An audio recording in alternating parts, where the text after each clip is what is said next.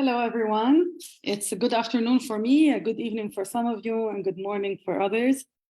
My name is Sawsan Razzouk. I am a behavior analyst, an ACT practitioner, and an EMDR therapist.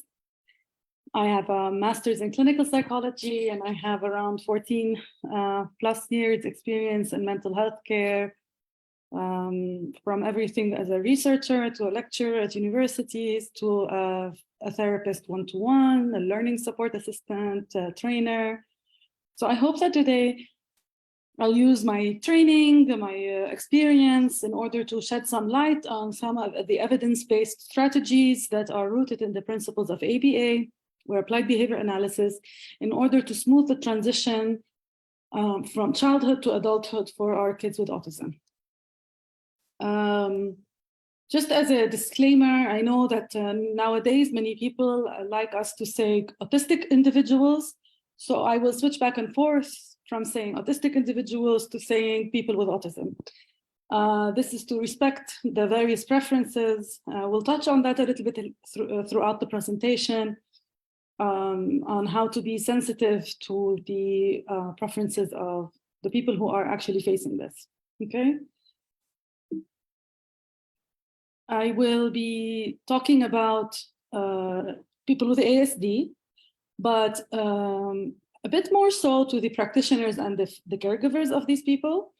And then I will shed some light on some of the things that can be done, whether it's in therapy or at home and in the community, and hopefully in the future in the universities or the workplace, okay? I will just mention a few reminders, especially a few things that have to do with the ethics of evidence-based strategies, such as ABA intervention. And I will talk about what are the challenges that these individuals face when they are transitioning from childhood to adolescence to adulthood. And what can we do as practitioners, as caregivers, and as a community to support them, okay? So I will just mention a little thing here, like we use diagnostic criteria to diagnose autism spectrum disorder as they're outlined in the ICD-10 or the DSM-5, the revised editions. And we look at persistent deficits in social communication and social interaction across multiple contexts. And I want to mention that despite the way we pathologize and the language that we use to describe autism, I am with the school of thought that believes that autism is not a disease to cure. And so I will not really delve a lot about the prevalence rate or why, you know, the prevalence has increased, 1 in 100 worldwide, according to the WHO, and 1 in 36, according to the CDC. There are a lot of nuances, and I don't think we have enough time. So what I'll do is I will just, you know, in the reference sections, you can see some of the things that I recommend people can read if you're interested in exploring this a little bit further. Whenever we have the diagnosis or we suspect that there's a diagnosis, we want to go through these standards of practice. We wish that the skills of the individuals are systematically assessed. There is a lot of input from family, okay? And for me, it's extremely important that we really try and amplify the voice of the individual, him or herself. So we want to aim for assent if we cannot get consent. So if they cannot say, yes, I agree with this, they can at least show us assent, which is nonverbal agreement, or at least no resistance to the practices that we will be implementing. Again, I will leave this up here for a few seconds that you can look at it, or you can go to the Myers book or the Smith et al. Paper. Again, they're cited fully in the reference section. You can see that we look at there are so many different assessment tools and curricula that we can use to design individualized programs. There are many instructional methods, which is what we're going to go for right now. There are services and supports, which we are going to also go over right now. We have to really try and manipulate as much as we can the environment before we work on the individual, because nowadays we are aware, thanks to advocates, self-advocates, autistic self-advocates themselves, that they are not the ones who have to always be the ones accommodating others or imitating others or becoming like others or becoming normal. We as a community have to change ourselves to accept them and accommodate them. So we have to do as much as we can with the environment, then we can start working on the individual's weaknesses or deficits themselves and their needs. And I'll focus a little bit on what we hope all ABA practitioners have in mind when they are designing a program or when they are working with a family. We have to always measure progress. It's not applied behavior analysis if we are not taking data. So don't trust anyone who is telling you they are implementing ABA-based intervention without collecting data. It goes hand in hand. Most evidence-based practices require you to take data. So we always measure and systematically evaluate the progress of this individual, and we have to adjust our strategies, right, in order to ensure that they learn the skills that they need to learn to have a good quality of life. So again, you know, there's this famous saying, for now it escapes me who said it, but there's a saying that if they can't learn the way we are teaching, we have to change the way we teach, right? We need to make the effort, not them. We have to involve and educate families and extended families in every single part of the process, especially when I said here, we have to make sure that the community and the household environment and the school environment and so on are all prepped and are accepting and accommodating of this individual. And then at every juncture of their life, we have to be very vigilant and plan the transitions from when they are in early intervention, perhaps at school or in a clinic, to preschool services, from preschool to elementary, and then as they enter puberty and then they enter middle school, to high school, to post-secondary education, and so on and so forth. So we have to just always be very vigilant in planning the transition process rather than just expect that they're going to be able to survive in the very neurotypical centric world that we live in. So what is applied behavior analysis? I just want to make sure that it's, you know, we're all clear on the language I'm using. So when I say ABA, I mean applied behavior analysis, the principles of which are the systematic applications of intervention rooted in learning theory to improve behavior that is significantly and demonstrate these interventions as responsible for the behavior's improvement. What does that mean? Basically, we want to develop the positive or the adaptive skills that will help this person reach a better quality of life. And we want to decrease the behaviors or the obstacles that are standing in their way of progressing or to access different environments, to access different parts of their lives, and to have a fully actualized quality of life. So the decision on which intervention is most suitable involves the collaboration, as I said, between the clinician, the family, and the child. Even if they are nonverbal, they can still assent by we can just take into consideration what they want to do, what they don't want to do, try and analyze why. And there's a whole other, you know, training you can go through to figure out the assent of the individual when you are working with them.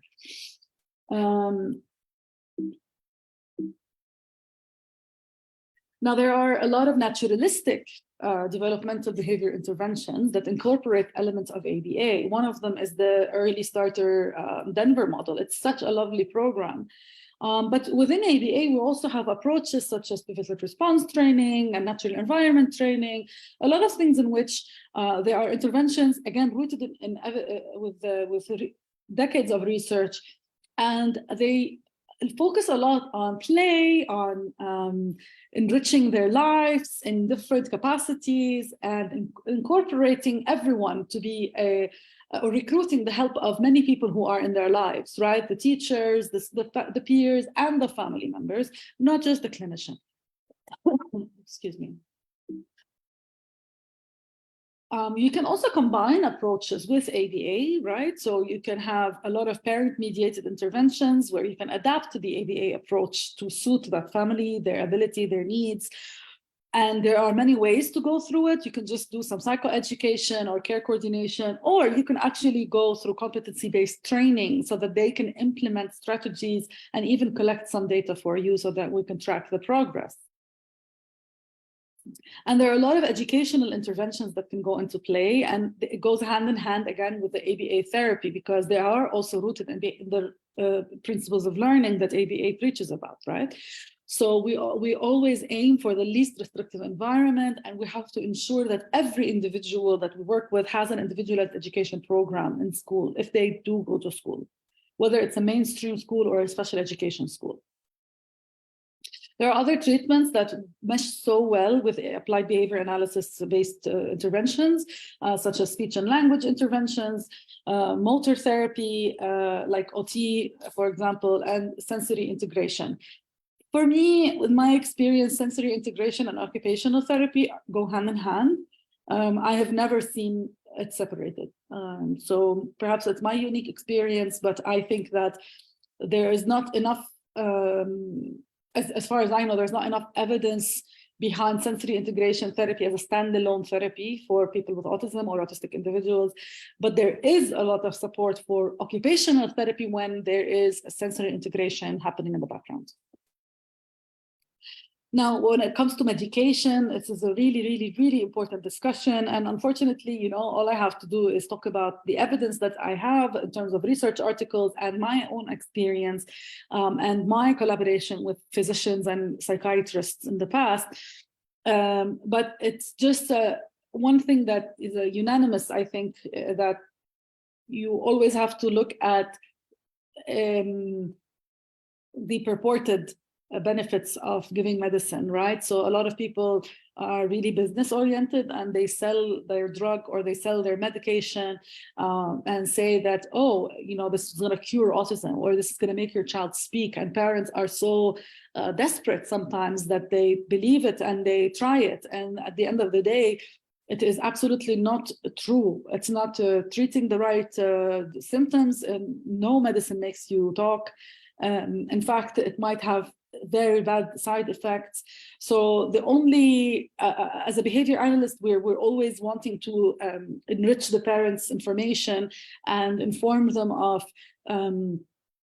evidence-based treatments. And the only evidence is that there are drugs that treat perhaps comorbid disorders, right? Like epilepsy, for example, or ADHD, or things that could be exacerbating the autism of that individual. So, for example, they might have acid reflux, they might have hypermobility, they might have fractures easily because of the hypermobility, they might have a lot of different things, POTS and MCAS, like there are a lot of different things that can come up for people who have autism or any neurodivergence, actually.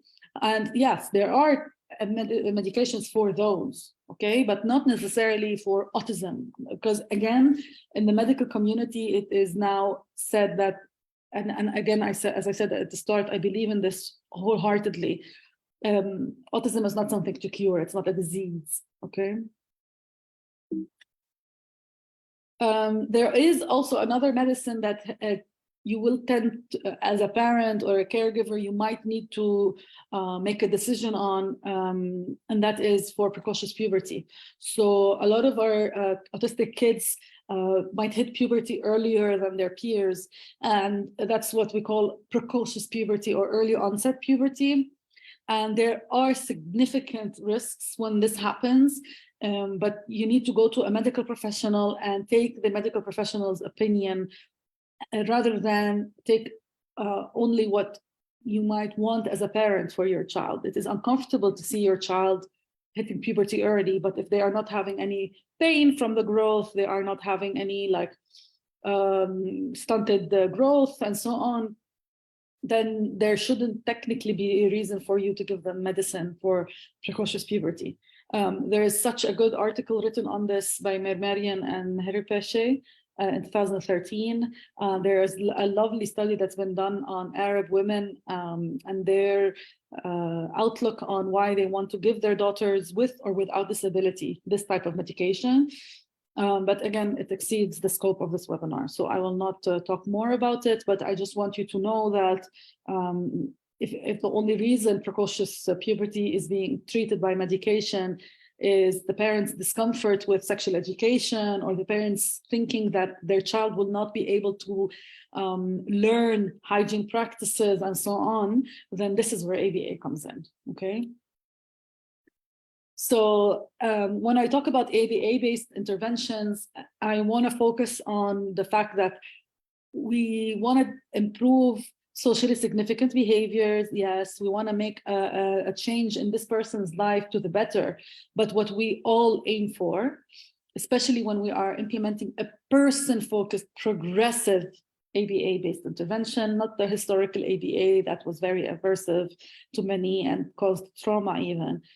We want to improve the quality of life of this individual and open up as many opportunities for them. Whether they decide to engage in these opportunities is their choice ultimately, okay?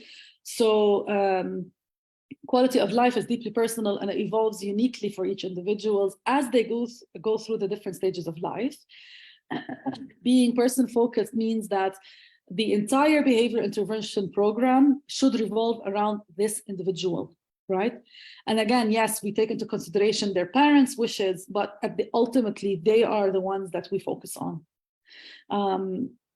The elements that vary from a person to person, but they collectively contribute to a person's quality of life, include preferred social relationships, where they want to live, what they want to work in, financial security, or at least getting their basic needs met, the level of education they can attain or want to attain, ability to make choices, exercise control over these choices, their physical and mental health. Achieving full participation in some of these areas, such as independence and self-management, sexuality, personal safety, time management, and self-advocacy, may necessitate the development of complex discrimination and decision-making skills. And it is never too early to start teaching this discrimination and decision-making. Consequently, it's very crucial to address these aspects early and consistently to ensure that they are acquired to the highest possible extent. When we want to say we are implementing a person-focused, progressive ABA-based intervention for improved quality of life, which is my goal, then we are not strictly following assessments and curricula that have been published. We are taking them into account, being educated by them, using them for assessment, but we are combining them to suit this individual that we are working with, okay? We want to value their firsthand experience. And furthermore, we want to use neurodivergent individuals as part of the development of future curricula and assessment procedures, because they went through it themselves. So that means your practice is neurodiversity affirming.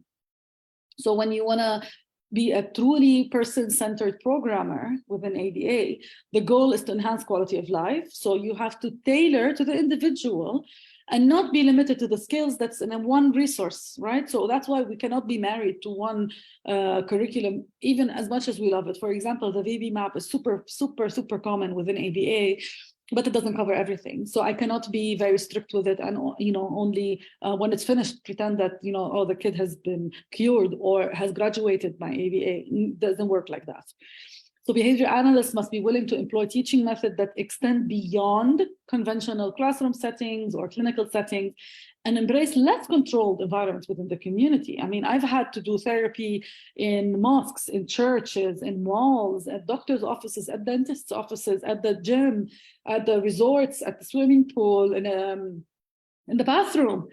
We did toilet training. My goodness, I don't think there's one child I worked with, I wasn't part of their toilet training. So it's important to consider what is age appropriate for older individuals as well. So for instance, while some prompting methods or assistance methods might be acceptable for a 3-year-old, it is not suitable for a 13-year-old, right? So we have to take all of this into account. And this on-the-spot decision-making makes me a progressive ABA therapist.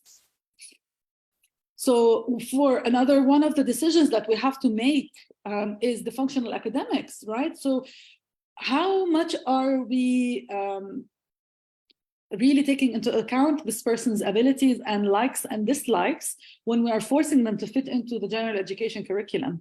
It is every parent's goal to mainstream their child, right? To see them going to a neurotypical school with neurotypical peers. But at the end of the day, if it's done at the expense of the developing skills that will enhance the ultimate independent functioning of this person during their adolescence and their adulthood, and that will ultimately improve their quality of life, then I shouldn't be bargaining and pushing schools to enforce this general education curriculum on my kid. Instead, so that it does not come on its expense, I should aim for functional academics. So I should focus on, will they use this skill? If yes, go ahead and invest time teaching it. Will they never use this skill? Do not teach it. Simple as that. It should not go, oh, just because it's in the general education curriculum and we have this crusade for inclusion that we forget that the individual might be paying the price with their quality of life ultimately. We cannot forget this. That's my point. And another common misconception in autism intervention is the belief that the effectiveness of ABA-based intervention has a limited time frame. So I think there's around 4,600 cited articles based on Google Scholar that say that by 4 or 5 years old, the kid who started early intervention can finish with ABA. You can never finish with ABA. All right, there's no expiration date. Why? Because the aim of our person-centered progressive behavior analytic intervention is always to modify the behavior so that we create more opportunities for this person to live a full life progressively, positively, and make sure that we are not necessarily fixing them or making them like their peers, similar to their peers, or seem normal. What we are doing is exposing them to as much as we can, opening up doors, teaching them skills that will knock down barriers so that they can pick and choose what will ultimately create happiness for them and their quality of life. There's no expiration date on that, right? There's no expiration date on this goal, and it will change. So yes, therefore, let's say I worked with a kid from 1.5 years old till he was 3.5 years old, and we finished the VB-MAP, for example, a very famous assessment and curriculum.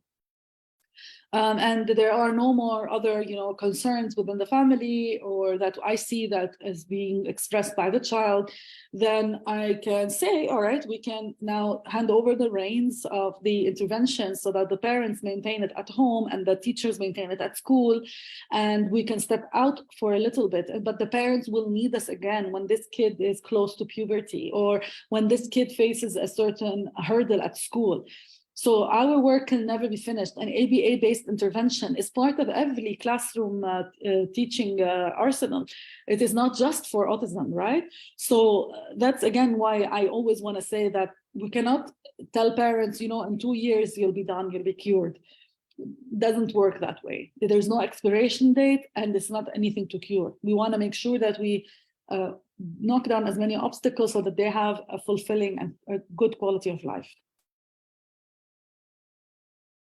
There is such a good article that even though it's very painful to read as a behavior analyst and an ABA therapist who's done this for a long time, I think that it's extremely important for anyone, especially parents and practitioners themselves, to read. So it's written by autistic individuals themselves. And they do speak out against ABA so much, but I am, very passionate to say that the progressive person-centered, culturally informed, trauma-informed practice of ABA that I do and I train others to do is based and informed by these individuals now. So I feel like they the always acceptables that they write about and the never acceptables that they write about are being adhered to by anyone I supervise and by myself now.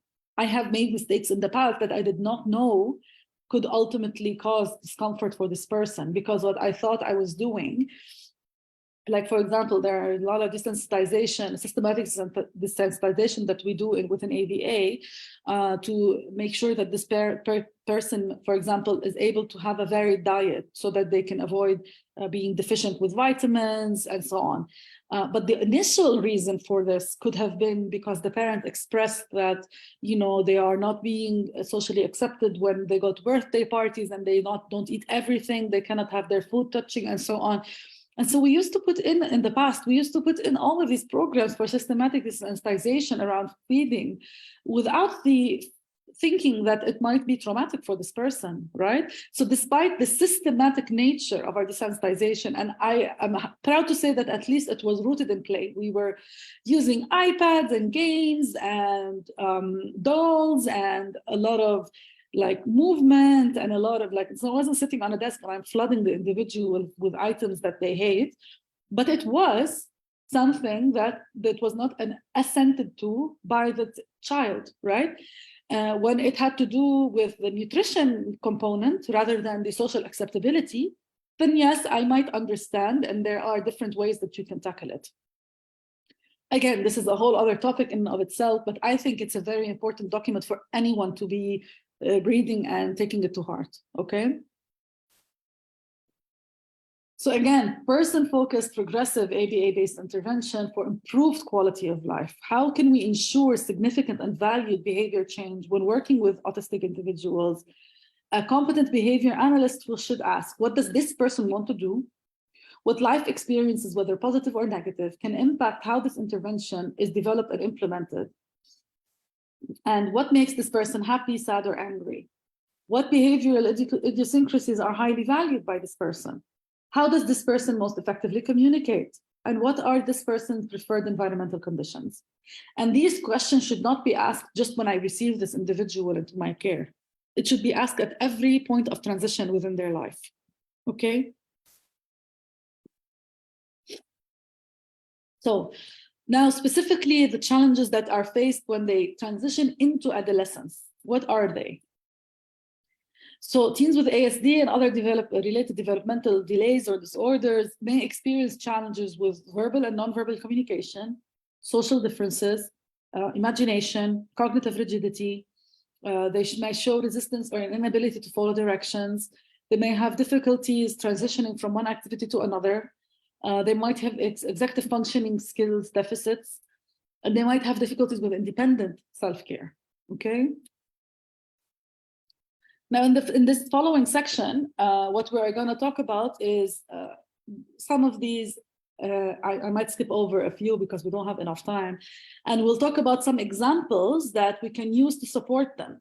One of the most popular one is using visual supports, okay? So visual support is an evidence-based strategy for prompting or help communication, whether it's understanding or expressing, for teaching, for self-management, for self-monitoring, and more. It's been long studied and explored in the ABA and related fields, as you can see in some of these articles or books. So, for example, if you want to work on executive functioning deficits, I will just really quickly double check that we are all clear on what I mean when I say executive functioning deficits. So teens with ASD who have executive functioning deficits might have difficulty interpreting social cues, developing certain skills. They might have a hard time processing a large amount of information and relating it to others. They might have difficulty getting organized, solving problems, and keeping their emotions in check. They can furthermore, affect their performance when it comes to planning and prioritizing, starting or completing a task, controlling their impulses, emotional regulation, transitioning from one activity to the next, their working memory, and organizational skills. So there are, as I said, visual support is extremely helpful and very thoroughly studied as an ABA-based intervention that is rooted in evidence. So you have visual timers. That's the first thing that I always express to parents. Make sure you either order a visual timer or you can download some on your phone. There is one called Visual Countdown Timer on the App Store, and the icon is it looks like a rubber duck. And it is so lovely because you can start with just 2 seconds to 5 seconds to 10 seconds, and you can use it for kids as young as 1.5 years old. And you can use it in order to tell them that something is gonna happen shortly, or they have to withstand something for a certain amount of time. Like they have to, for example, talk to you or or accept that now it's your turn to play, or for example, engage in a certain worksheet or an activity on the table for a certain amount of time. Or they have to know that, for example, they only have 2 more minutes left with their with their playtime before they transition to homework. So using a visual timer is very helpful because not all of our kids are very skilled with understanding and conceptualizing time. In fact, with neurodivergent population, we have a lot of something called time blindness. Okay, so it's very, very helpful to use timers, and especially if they are visual. Another very helpful tool is the simple old calendar. But if you draw little cartoon images within each box, and then use it regularly and consistently, you can start illustrating things like, when do they need to wear their PE kit? Because that's, they have PE class or swimming class on Tuesdays and Thursdays, for example. So that's the only time they need to pack this in their backpack or wear this before they go to school. If they have an upcoming exception or change to their routine, like let's say they are going on vacation, the mother or father or caregiver can draw an airplane, can put a picture on that calendar and cross out every single day as they near that day of flight. Let's say one of the parents or caregivers goes on a trip, and for the child who maybe is nonverbal and cannot express, like, oh, where's my mom, where's my dad, where's my caregiver, when are they coming back? Things that neurotypical kids might find very easy to verbalize. Our kids may not even know that that's the source of their anxiety. So having a very clear calendar with a clear takeoff picture on a certain date and a clear landing of an airplane with the picture of the individual who traveled on another date, and then you count down every night, it's going to help them understand that, oh, we are coming closer to the time that this person is coming back. So this is just another way of getting them organized and helping them regulate and their emotions and understand transitions and changes in routine. Another one that is linked to the also improving or not improving, rewarding the adaptive behaviors that we want. Like let's say listening to instructions, staying quiet, or following the rules. Actually, I can't really see so clearly. This picture is very small.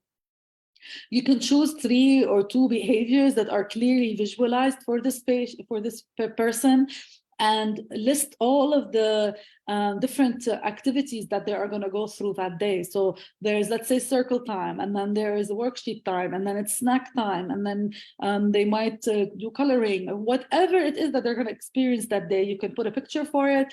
And every time this task is finished, you can evaluate them by giving them a thumbs up or a smiley or a point for them, whether they did this behavior or they did not refrain from it. So, for example, did they listen to instruction? They get a point. Did they stay quiet? They take a point. Did they work on their table? They take another point. So these are adaptive behaviors you want to see in the classroom, and you can link it rather than using threats like, if you don't listen, you're not going to go to playtime. We don't want to do that. What we prefer to do is tell them, oh, remember, if you earn 10 points by the end of the day, then you can spend some 30 minutes extra on your iPad. So here we go. That will be a very good motivational reminder of why they need to perform these adaptive behaviors on every single task that they will go through that day. Another very important executive functioning skill, as I said, I already mentioned it earlier here, the emotional regulation. and controlling impulses. So another evidence-based strategy is an emotional thermometer and self-monitoring. And there's a lot of coping strategies that we can teach our kids from when they are very young, so that they can also recognize that, oh, they are becoming emotionally heightened. They are going to reach very soon a very uncomfortable point, and they need to engage in the following behavior so that they can calm down and feel good again. Okay, so again, is this not because we want to force them to be like any other kid? In fact, I advise all parents to do this on themselves and on their own family members and kids, because everyone can use some coping strategy training due to the increasing amount of fast-paced stress-related activities that happen day to day. So some of the activities that we can teach our kids could be like deep breathing, drawing when they're angry, washing their hands or face with really cold water to regulate their nervous system, screaming into a pillow, listening to music, and so on. Don't forget to use visuals, but also don't forget that it depends from every kid to another. It varies, from every kid to another, what they prefer. What what strategies do calm them, or what do they generally prefer to engage in order to soothe themselves? It could be stimming, right? So a lot of the time when we hear this person is flapping their hands, we immediately say, oh, hands down. That's the classical way of looking at stereotypy. Nowadays, we understand that stereotypy is a way to self-soothe in most children. So then we can put this on one of their things that they can try and engage in, right? Now, the only tip I have for practitioners and for parents is that, remember, all of these skills need to be taught when the kid is calm and great and feeling good and having a lot of reinforcers around, a lot of rewards, a lot of fun stuff happening, a lot of play, not when they're in the middle of a meltdown, okay? You're not helping them and it's not a teaching moment. They're gonna, the kids, as they transition from childhood to puberty, they're going to face just what any other typical neurotypical teenager is going to face: issues with appearance and hygiene. They have to develop the same grooming habits. They have to develop the same hygiene routines for when the girl hits menstruation and the boy starts experiencing ejaculation. They have to learn all of these skills from a younger age. So let's say we expect that most kids on the spectrum are going to hit puberty at around 10 years old. Then we have to start teaching all of this at 8, right? So we always have to be really early so that we don't have any surprises and the children don't feel overwhelmed when they suddenly experience a very big change in their hormones, in their appearance, and the way that people react to them when they, for example, are smelling unpleasantly, or, for example, when the boy starts experiencing erections. They have to know what to do in all of these situations. And the most scary, I think, for most parents is when if they have a girl and she's going to experience menstruation. It's extremely scary to look down and see blood. So we have to desensitize to all of this because it's a normal way of life. In both circumstances, whether they have sensitivities to sensory textures or experiences, or whether they are hyposensitive to these things, either way, it could make them extremely uncomfortable. So whether it's you're ensuring they learn how to shower alone, brush their teeth, change their clothes, wear clean clothes, this is a right of every single human to have access to these basic needs. But then for them to be able to practice them independently is also an ethical right for us. That will increase their quality of life. If there is a limit to how much they can do alone, then that's what we accept. And we have to then plan their life accordingly. We know that they've reached a limit with their personal, whether it's a physical or emotional or mental capacity. And we realize that we should always lobby to have support as they go through every stage of life for the stuff that they cannot completely complete alone. And you can use ABA-based intervention again strategies, in order to teach every single one of those. Just like we do toilet training using behavior principles for toddlers, we do the same for, if let's say we want to teach a kid what to expect during puberty. Like if a girl, we see that she's showing signs that she's going to start menstruating, we should have already been working on this well in the past, but we can immediately jump on the chance, teach her to respond to a timer in order to go change the pad, teach her to feel desensitized to the presence of a pad on her body, desensitized to the color of blood on her pad, and so on.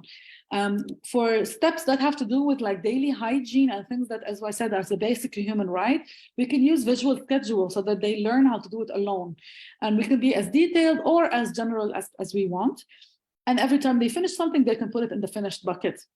Now, we can also link it to rewards. So we can say, well, if you put a deodorant, you get 1 marble. If you brush your hair alone, you can take 2 marbles. If you sort out your laundry to ensure that you always have clean clothes, you can get 3 marbles.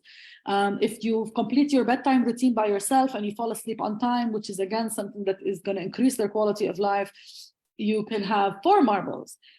So then they can exchange, when their marble jar is full, they can exchange it for something that they love, that they generally don't have access to. Like, let's say, I don't know, like going to a specific theme park that is normally a bit pricey and not something that every kid should have. Okay, so it's like a lovely luxury. Or maybe the parents are going to have a special night and bake pizzas and invite their friends and family and have a movie night. Like, they can make a whole ordeal out of it. I'm not saying use basic rights of children to leisure and recreation as a reward. Again, this is an old way of using ADA, when we used to use just fun and snacks as the only reward strategies. And this is, again, a right for every child for their childhood. Again, this last topic exceeds a bit the scope of this presentation, so I won't expand more about the ethics of that. But if you read that paper I told you that was written by autism self-advocates, then you'll start to see a bit what I'm trying to say. And you can drop in the chat anything that you might have questions about regarding the ethics of rewards and using these to improve the adaptive skills that we want to see. These are just some examples of using visuals in order to break down one task, like even using the toilet. You have to remember that we are shaping behavior. We cannot expect that the child is going to be able to, when she hits puberty, that she's going to overnight be able to change her own menstrual pad and, hygiene pad, and manage feel when she needs to go to the bathroom and so on. Just like with any neurotypical kid who is typically developing. Kids with autism, though neurodivergent, they still need to be given steps and be rewarded for them accomplishing every step, and motivated to eventually be able to complete the whole task by themselves. And there are a lot of ways to do this assistance. So it can be visual, obviously I love that. And it can be simple verbal, like give them directions and instruction, or it can be just gestural, pointing to what they have to do next. You can show them, right? It's extremely helpful to just show them, brush your teeth next to them, go through your grooming routine next to them so they can learn from you.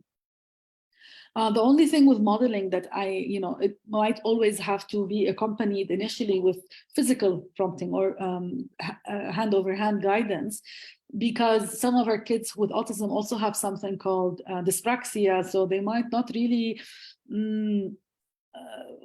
feel they might know they need to use their hands. They see you using your hands, but their brain doesn't very quickly talk to their hands. So we might need to remind them that when you want to imitate me brushing my hair, this is what you need to move in order, and this is what you need to hold, and this is the action you need to do.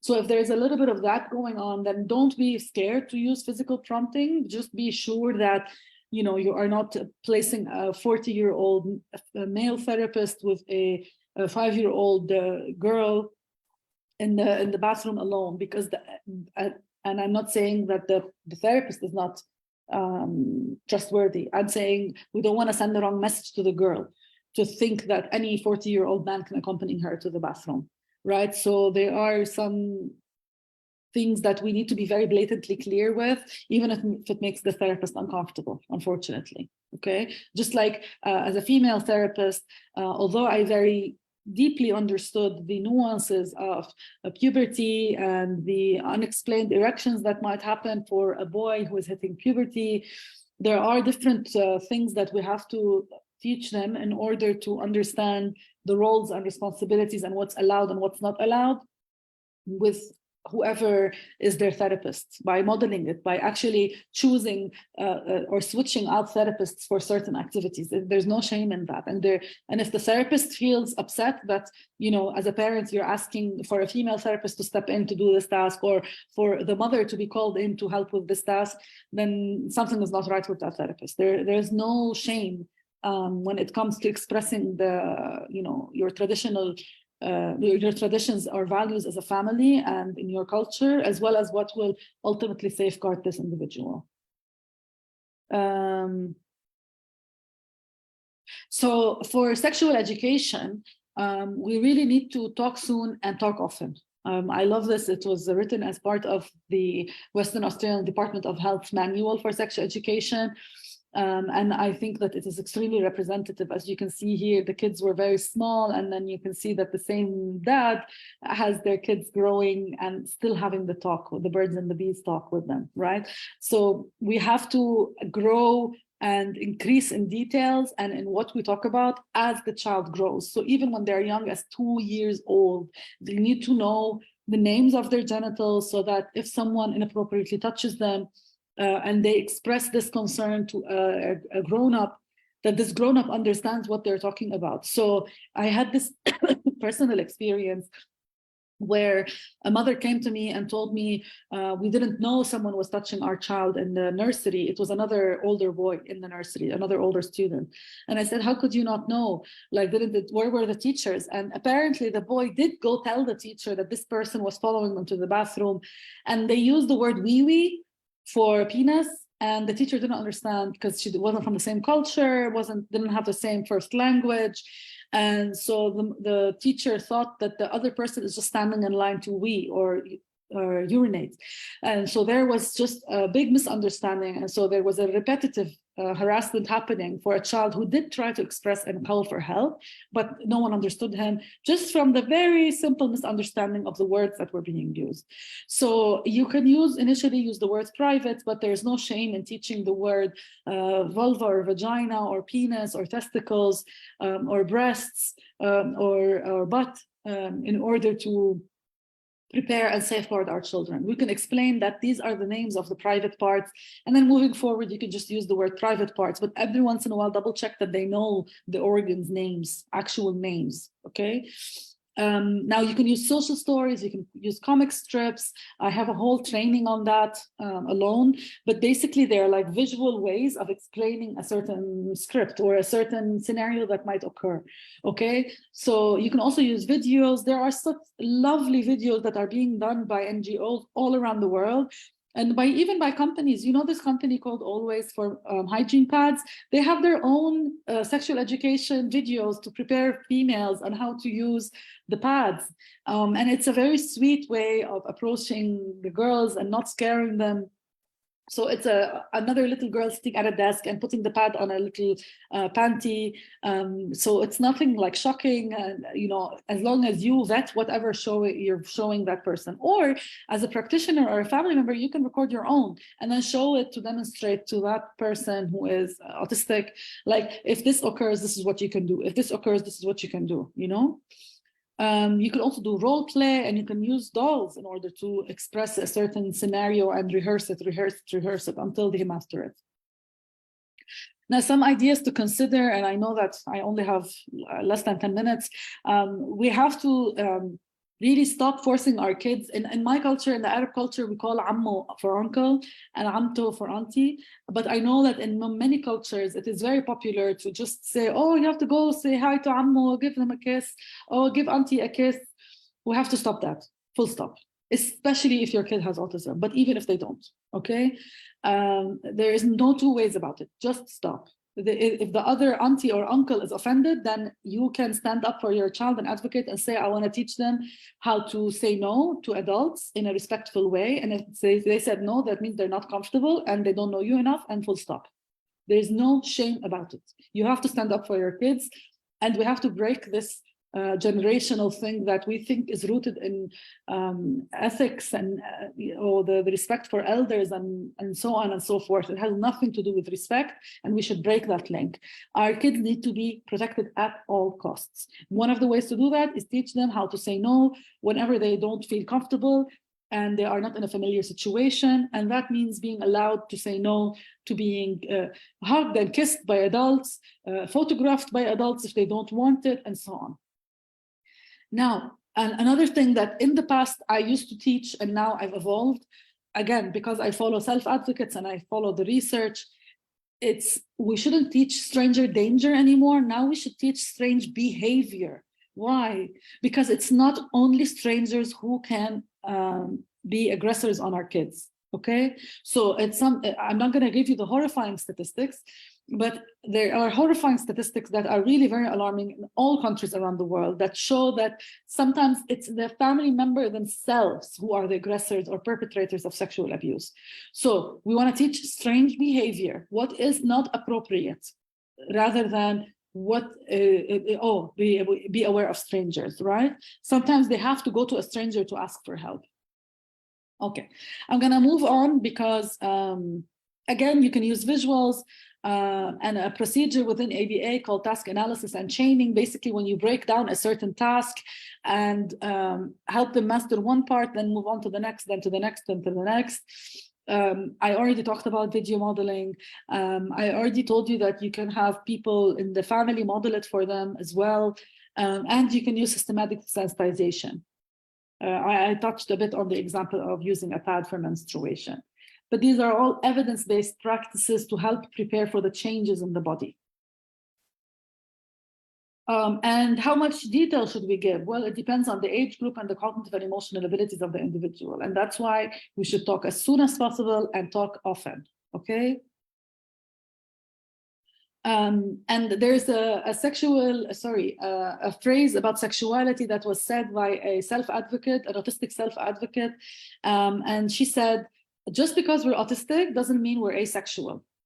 And I think that was the most jarring thing for me to hear, because truly, I always used to have a difficult time seeing my kids who I worked with from when they were toddlers grow up and become sexual beings. It was very hard for me as a practitioner, let alone if I'm a caregiver for this person.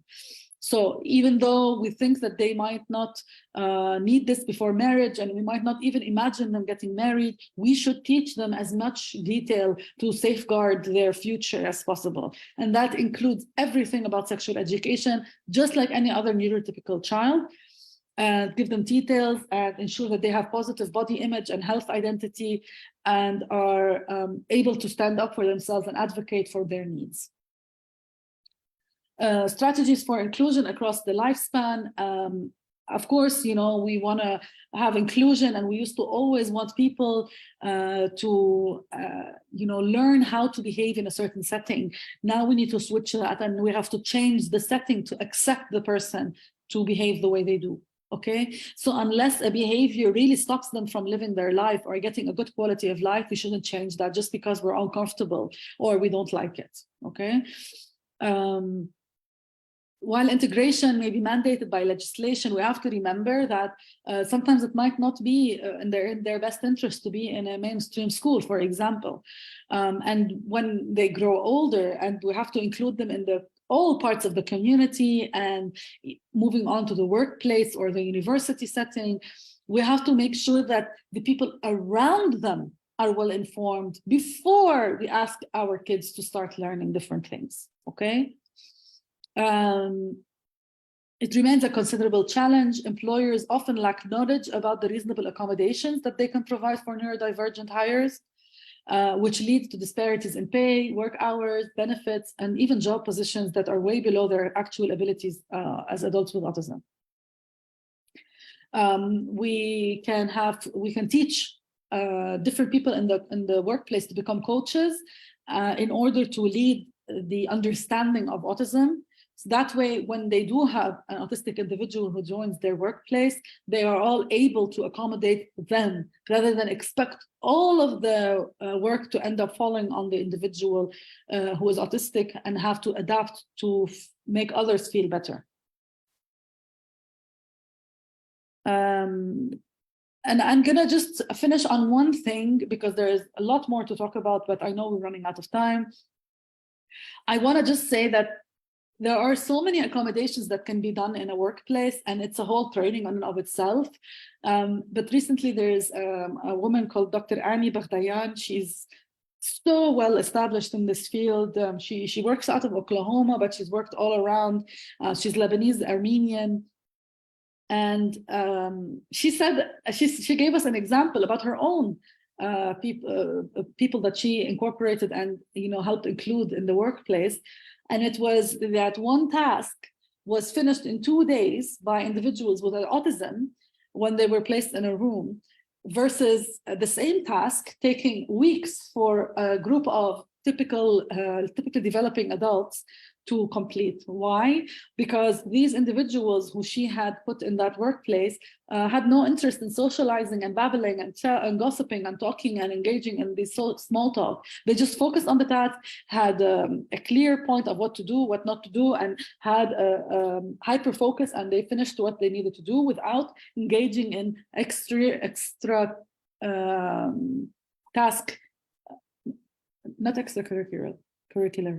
How do you say, like things that are off task, versus the people who were very interested in each other's personal lives and were having small talk and want to go to lunch together and let's socialize and let's talk about our families and waste time rather than stay on task and focus till they finish something.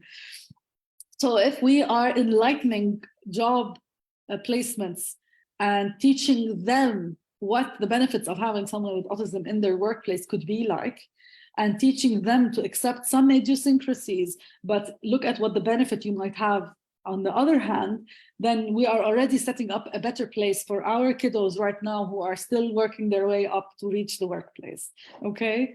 And I am telling you, like, there are so many other things that we can do, and we can help the schools consider, the community consider, and the workplace or even universities consider. And unfortunately, this is just a 1-hour webinar. So I normally post on my website some free resources, and I'm sure that Autism Connects has a lot of resources also. So you can always check those out regularly, or you can drop me an email. You can follow me on my social media and send me messages if you like, if you have specific questions. And perhaps for the people from Autism Connect, are there any questions?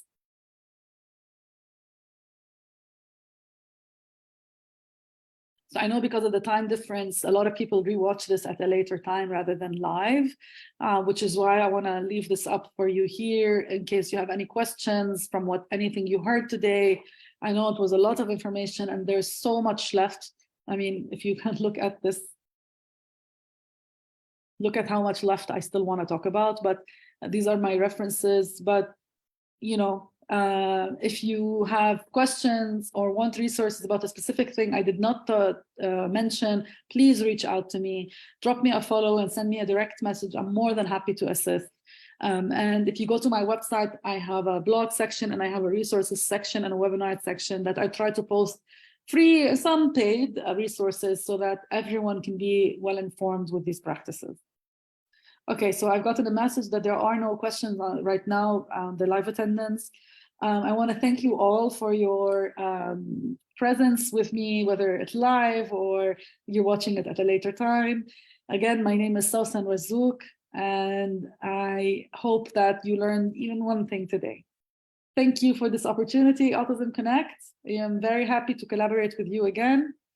And here, hopefully, we have even more opportunities in the future. Goodbye, everyone.